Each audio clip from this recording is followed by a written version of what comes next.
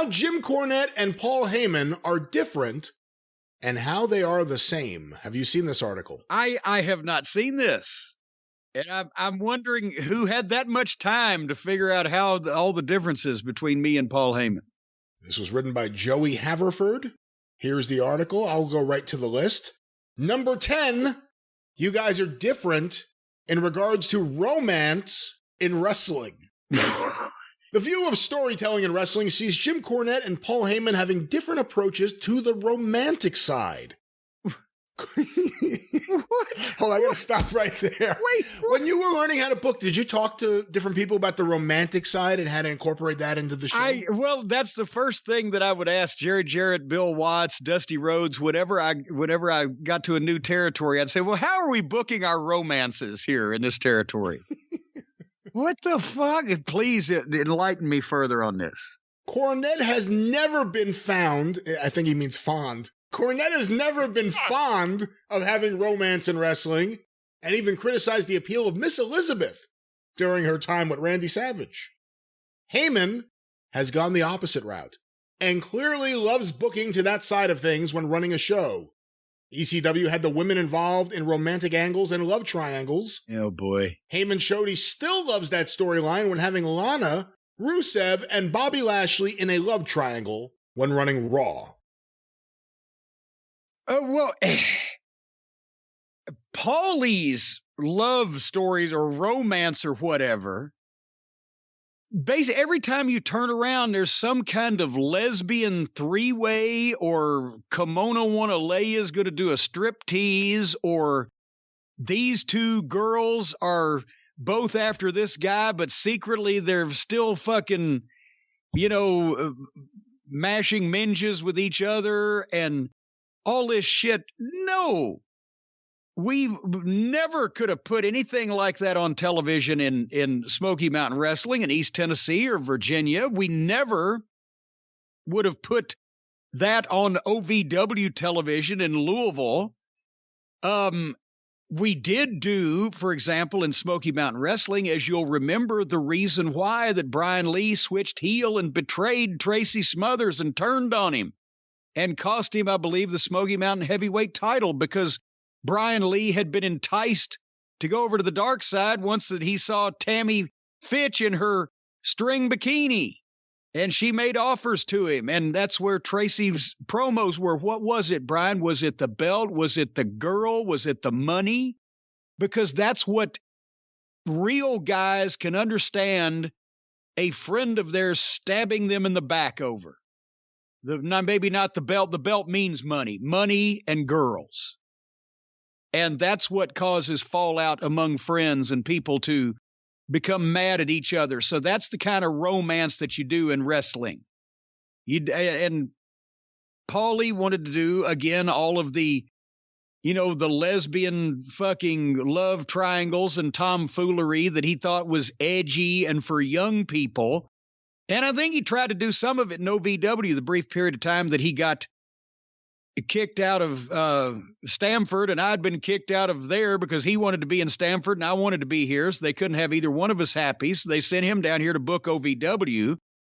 The ratings went south, and he ran off all the regular fans because he changed everything up. He put all of his stooges across from the hard camera so they could cheer at the right things, and I don't know whether it was Beth Phoenix was involved in something.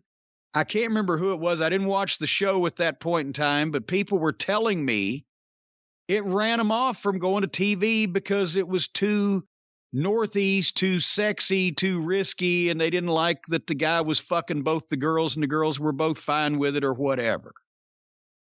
So people have a problem with that? The regular fans that we had coming to our family show where Danny Davis wouldn't even let people say crap. Good point.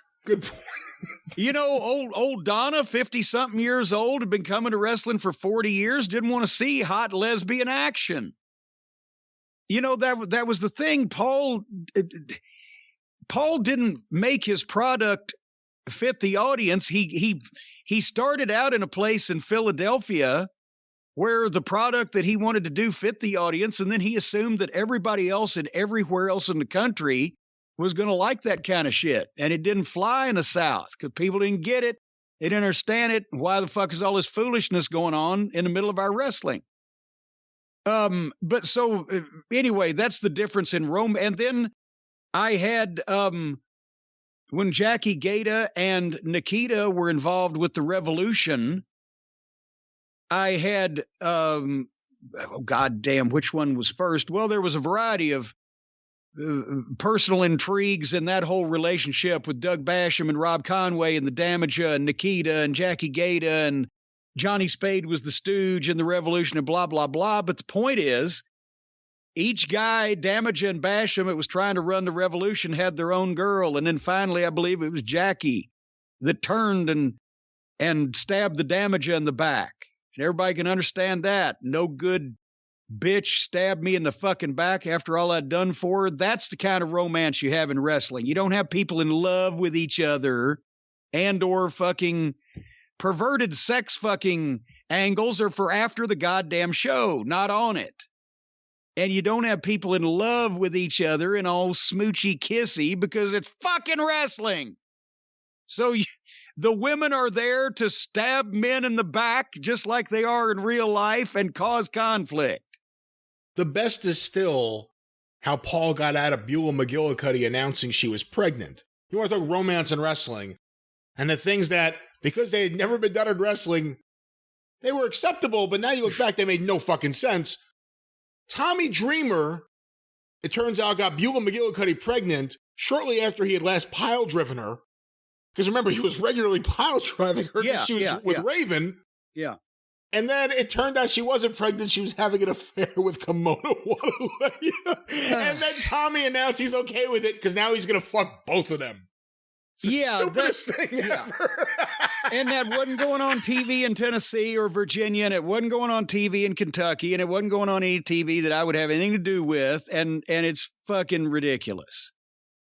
And that was another thing that you know, occasionally the heel girl needs to get spanked or maybe punched in the fucking mouth or definitely whooped up on by another girl. But you know, that's why me and Bubba Ray had our first tete-a-tete with each other, because without telling me, he power bombed Jillian Hall off the top rope through a table in a dark match, and I had to leave her off for 3 fucking weeks that I didn't want to, because she couldn't come back walking after that. It was fucking ludicrous. And Bubba, because he'd been from ECW, was like, it was a dark match. What difference does it make?